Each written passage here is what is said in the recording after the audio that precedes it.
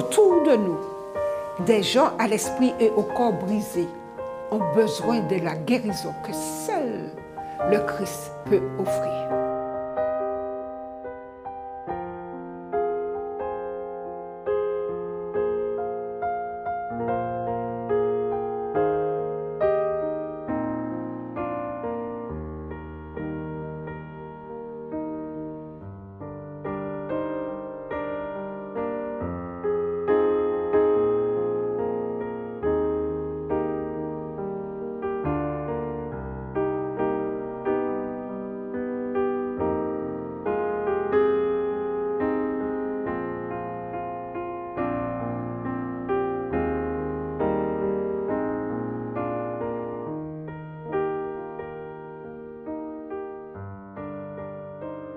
Lorsque vous faites votre travail, vous attendez-vous à une récompense?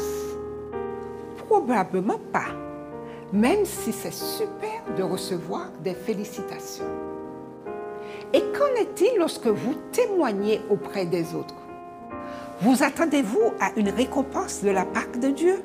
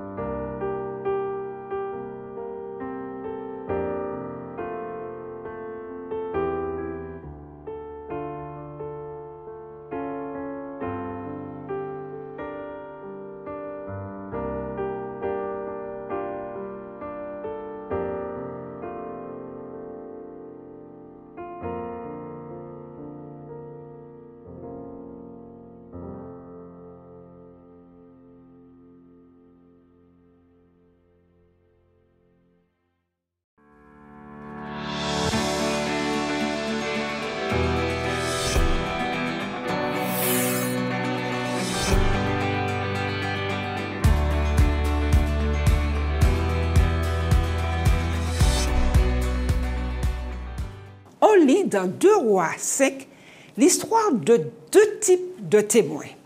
Ceux qui parlent de Dieu aux autres sans attendre de récompense en retour et ceux qui pensent que leurs efforts, après tout, méritent bien quelque chose. Notre récit commence par le témoignage d'une enfant, une petite fille en Israël, emmenée loin de chez elle pour servir dans la maison de Naaman.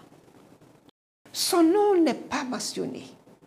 Par contre, ces paroles ont déclenché une série d'événements qui ont abouti à la conversion de ce Syrien. Naaman, nous dit-on, était chef de l'armée du roi de Syrie. Dieu a fait de lui son instrument pour donner la victoire aux Syriens. Mais cet homme fort et vaillant était lépreux. Plutôt que de chercher à se venger de ce chef qu'il avait personnellement capturé ou qui avait supervisé le raid ayant conduit à sa capture, la petite servante eut compassion de son maître malade. Elle dit à sa maîtresse, « Oh, si mon Seigneur était auprès du prophète qui est à Samarie, le prophète le guérirait de sa lèpre. » 2 Rois 5, verset 3. Les peuples d'Israël et de Juda avaient largement échoué dans l'objectif que Dieu avait fixé aux descendants d'Abraham. Toutes les familles de la terre seront bénies en 3. Genèse 12, verset 3. Au lieu de donner l'exemple de l'amour de Dieu et du prochain, ils avaient adopté les pratiques païennes des nations environnantes et opprimé et exploité leur propre peuple. Cependant, certains persistèrent dans leur foi. Ils continuèrent à témoigner auprès de leurs concitoyens israélites et lorsqu'ils furent emmenés en exil, ils apportèrent une bénédiction aux maisons et aux cours étrangers où ils servaient.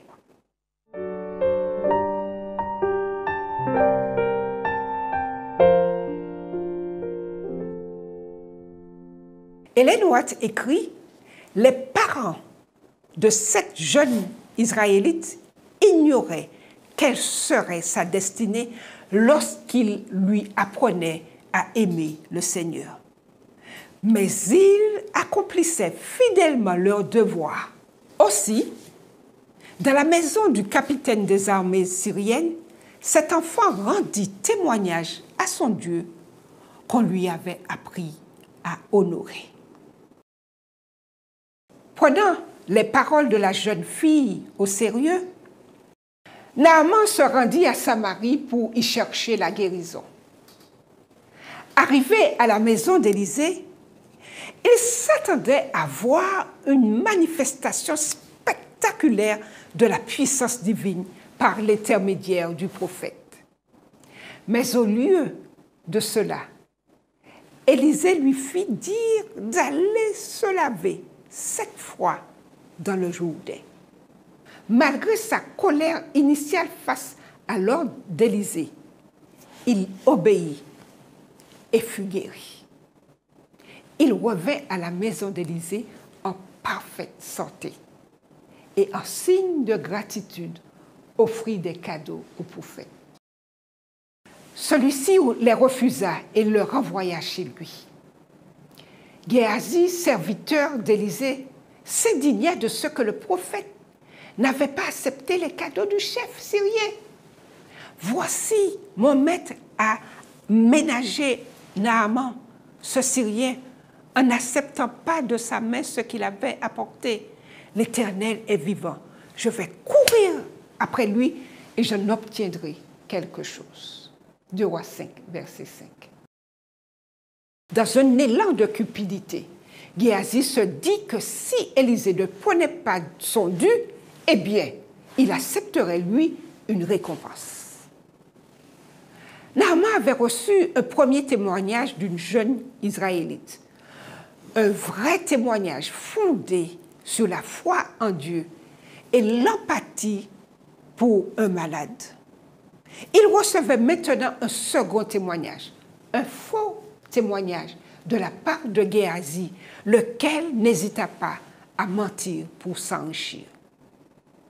Géasi dit à Naaman qu'Élisée l'avait envoyé lui dire qu'il acceptait finalement les cadeaux. Un talent d'argent et 2 vêtements de rechange pour en faire don à 2 fils de prophètes en visite chez lui. Tout heureux de manifester sa gratitude envers Élisée, il exhorta Géasi à prendre le double de la somme d'argent demandée. Lorsque Géasi revint, Élisée l'interrogea et, une fois de plus, son serviteur mentit. Mais Élisée ne savait que trop bien ce qui se passait.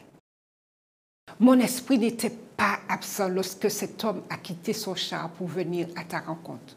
Est-ce le temps de prendre de l'argent et de prendre des vêtements, puis des oliviers, des vignes, des brebis, des bœufs, des serviteurs et des servantes?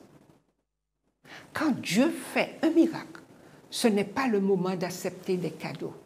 Ce miracle n'était pas l'œuvre d'Élisée, mais celle de Dieu. Accepter un cadeau envoyait donc un faux message sur Dieu qui, dans sa miséricorde, avait guéri Naaman. Géasi dut porter les conséquences de son péché. Il devint lépreux. Qu'est-il advenu de la petite servante israélite? La Bible ne le dit pas, mais ces paroles de sympathie, de vérité, ont apporté la guérison et la foi à la maison de Naaman. Géasi, lui, souhaitait obtenir un gain matériel, comme s'il était en quelque sorte responsable du miracle accompli par Dieu. Son faux témoignage a attiré sur lui la maladie, même dont Naaman avait été guéri. Autour de nous, des gens à l'esprit et au corps brisé ont besoin de la guérison que seul le Christ peut offrir. Notre témoignage peut amener quelqu'un à choisir de suivre Jésus.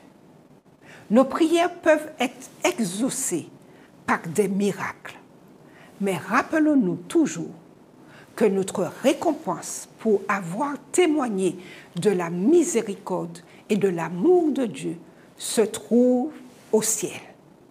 La gloire et l'honneur ne reviennent qu'à Dieu seul. Amen.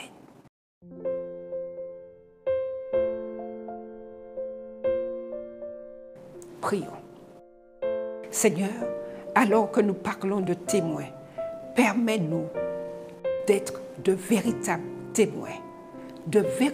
témoins comme cette petite fille qui a su témoigner de ta grandeur, de ta bonté et de ta fidélité. Qu'il en soit pour nous tous. Amen.